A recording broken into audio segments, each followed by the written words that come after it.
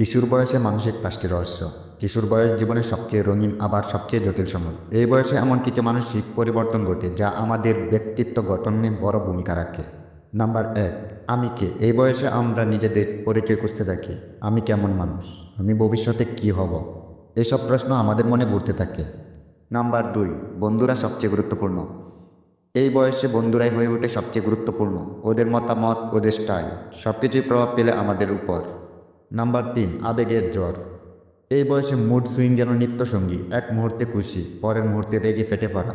এই আবেগের উঠানামা খুব স্বাভাবিক। নাম্বার 4, রিস্ক নেওয়ার প্রতি অদ্ভুত আকর্ষণ।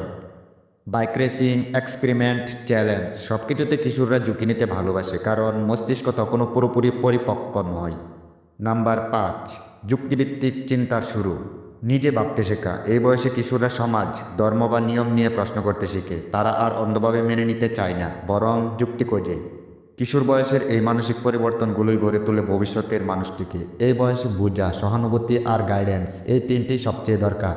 তোমার আশেপাশের কিশোরদের বোঝার চেষ্টা করো, কারণ তারা কিন্তু আগামী দিনের ভবিষ্যৎ। এমন তথ্য বহুল ভিডিও পেতে সাবস্ক্রাইব করো চ্যানেলটি। ধন্যবাদ।